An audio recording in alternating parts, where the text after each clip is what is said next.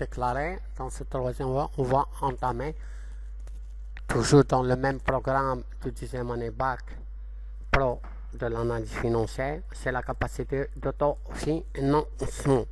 C'est la deuxième partie de deuxième vidéo de l'état des soldes de gestion. Tous les produits et les charges de l'exercice ne sont pas générateurs d'un flux de trésorerie. Ainsi, les dotations aux amortissements ne génèrent pas de décaissement, de même les plus-values de cession n'entraînent pas directement des flux.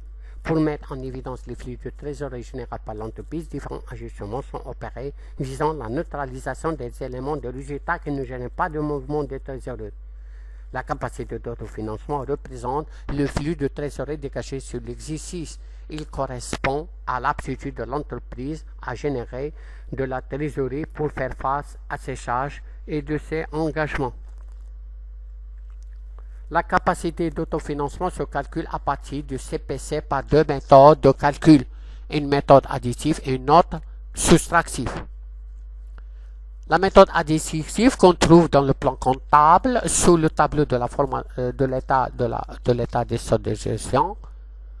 La méthode additive, à quoi est égal? C'est le résultat net plus les dotations d'exploitation plus les dotations financières plus les dotations non courantes moins les reprises d'exploitation moins les reprises financières moins reprises non courantes moins les produits de cession des immobilisations plus valeur nette d'amortissement des immobiliers cédés est égal à la capacité d'autofinancement de l'exercice.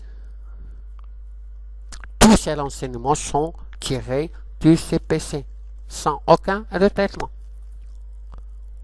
Mais la méthode soustractive, qu'on va le calculer n'est pas à partir du résultat net de l'exercice, mais à partir de l'excédent brut d'exploitation ou bien les suffisants bruts d'exploitation. S'il est positif, on l'appelle l'excédent brut d'exploitation. Si c'est négatif, on l'appelle insuffisant brut d'exploitation.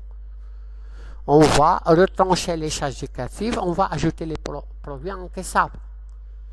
Les charges décaissées sont constituées par les autres charges d'exploitation, les charges financières, sauf dotation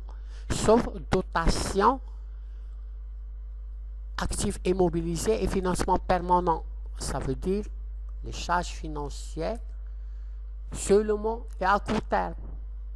Les charges non courantes, sauf venant des immobilisations Sénat et les dotations actives immobilisées et financement permanent. Et les impôts sur le résultat. Les produits encaissables sont constitués par les autres produits d'exploitation et les transferts de charges d'exploitation, les produits financiers et les produits non courants. Les produits financiers, ne tient pas compte de reprise de provisions réglementaires ou durables ou reprise sur amortissement. Et les produits non courants, on ne tient pas compte, on ne calcule pas les produits de cession d'immobilisation et les reprises sur subvention d'investissement et les reprises sur provisions réglementaires et durables. Ça veut dire, dans la première méthode, c'est-à-dire la méthode additive, on retient à long terme les dotations et les reprises. À court terme, on retient seulement les à court terme.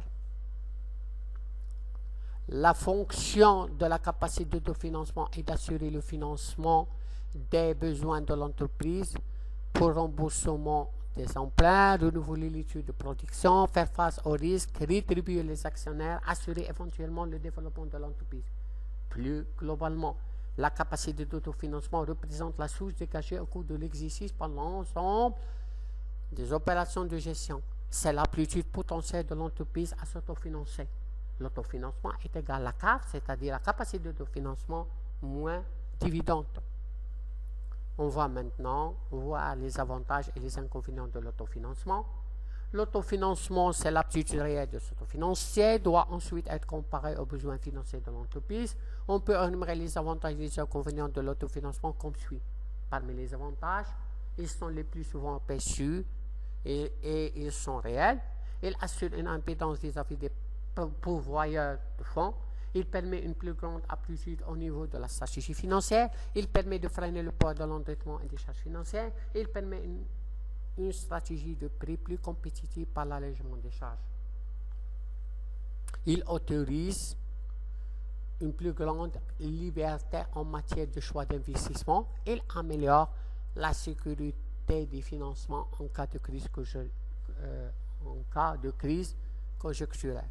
La valeur boursière de l'action s'améliore par l'augmentation de la situation. Enfin, L'excédent permet de constituer un fonds de trésorerie afin de couvrir les besoins qui sont générés par l'activité de l'entreprise et notamment son besoin en fonds de roulement, c'est-à-dire le besoin lié au cycle d'exploitation de l'entreprise. On va entamer maintenant les inconvénients. Moins le santé est souvent occulté. Les inconvénients de l'autofinancement peuvent même peser lourdement. Une politique d'autofinancement peut conduire à léser les actionnaires en les privant des dividendes. Il peut provoquer en cas d'abus une pression sur les salaires, le partage de la valeur ajoutée se faisant au profit de l'autofinancement. Il peut inciter à effectuer des investissements inutiles, donc des fonds cachés. Il peut priver l'entreprise de l'effet de levier financier favorable que permet l'endettement. Merci de votre attention et jusqu'à prochaine vidéo. نتمنى تستافدوا وباقي كنتسنى التشجيع ديالكم.